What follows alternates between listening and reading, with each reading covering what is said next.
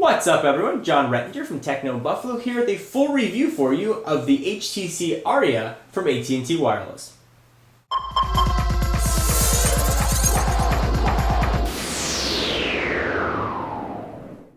So as I like to begin all my phone reviews, no matter what a phone can do or can't do, it's not going to serve its primary purpose if it can't make phone calls. So let's talk about call quality. Call quality on the Aria, as is generally the case with all HTC built phones, is outstanding. I actually experienced no drop calls using this as my daily driver for many days. Call quality was very solid. I had no white noise on my end, no crackling or pops or snap. And I also didn't have anything on the other end of the call when I had people call me from the device. So call quality was very good, again, as we've come to expect from HTC. So no worries there. So let's talk about the size of this device first, then we'll talk about sort of the specs. It is a very small screen, clocking in a 3.2 inches. The thing is downright diminutive. And if you look at it next to some other phones, you can really appreciate sort of the size. So here it is next to the iPhone 4, for example. You can see that there is definitely a difference. If you bring in some of the larger phones, you can clearly see a difference. Here we have the Droid X, for example, which takes up the whole top part of the camera. This phone is very small and I think has a really nice place and a good niche in AT&T's lineup. It's got a 600 megahertz processor, which is by no means going to set any speed records, but it is very capable. A 600 megahertz processor in a phone this size is really aimed, I think, squarely at the traveler or the light business user. When I was traveling, this is a great phone to bring with me. It didn't take up much space. I was able to do everything that I needed to do, and the phone didn't show a single sign of slowdown. Battery life on it is extremely strong. It's packing a 1200 milliamp hour battery. You're going to get 6 hours of talk time and about 372 hours on standby time.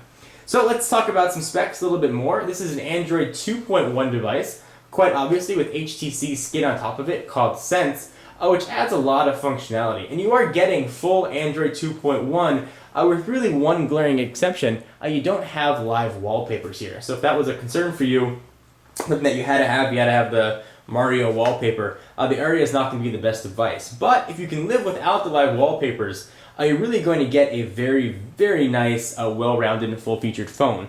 So let's back up a little bit and talk about the screen a bit more. It is an LCD. It's got a resolution of 320 by 480. So it's a TFT screen, in case you were wondering. It's got 103 megabytes of onboard memory, but it's going to come with a 2 gigabyte micro SD card. And of course, you can put in whatever size card you want, up to 32 gigs to really up the storage.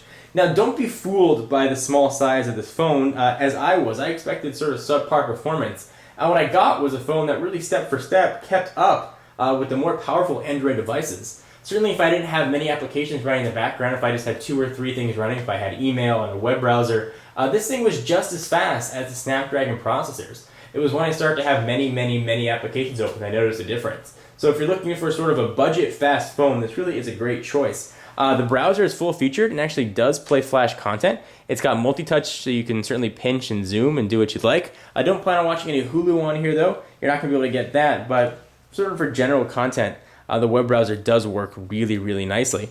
So backing up, one of the concerns that I had with the phone sort of this size, how is the keyboard? So let me show you guys what the keyboard looks like on the HTC Aria, and so you can see if it's a concern or not. So it is HTC's skinned keyboard. It's not the stock Android keyboard. You can see the accelerometer sort of kicking in right there. Typing on this is sort of a mixed bag.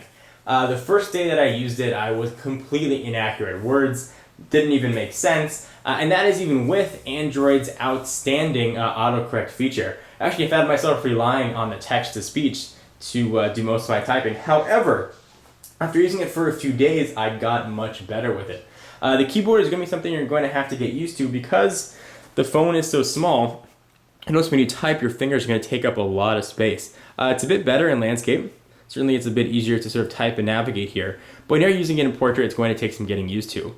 I've also, and I've said in many videos, I'm not the biggest fan of capacitive buttons on the bottom. Generally, they're not so responsive. Not so with the Aria. It seems like HTC may have fixed some of their issues. The capacitive buttons here work very well. I had really no issues. One button that I really never used at all, but it does have in case you're wondering, is this trackpad, which you can use to sort of scroll from screen to screen or scroll through applications. You can push it in if you want to select. It's nice to have, I suppose, but I really haven't had much need for it. This is capable of playing really almost any of the games that you like from the Android marketplace. So if you've got sort of concerns from that aspect, no need to worry. Like I said, really overall, it's just a nice package and a nice phone. It's got a 5-megapixel sensor on the back. It does not have an LED flash, but you are going to get sort of HTC's outstanding photo options. Let me show you really quickly what those are, because camera quality was actually pretty good. And again, I expected much less from a phone this size, and really was pleasantly surprised. You guys have probably seen me demonstrate this camera stuff quite a bit, but you get a lot of options here. So it certainly takes video as well. You can choose your brightness or white balance. You can choose all kinds of different options if you like for different effects, grayscale, sepia, negative, really a ton of other things to pick out, really whatever makes the picture look best for you. This does record video in a VGA resolution, which is not too bad. It's going to sort of get the job done for what you need. But again, for a phone that's sort of going to cost you about $130, you are getting a lot of bang for your buck. And if you're an Android fan on AT&T and you're not looking for a huge screen, but a phone that's really going to do everything and fit nicely in your pocket, the Aria is going to be a tough phone to beat.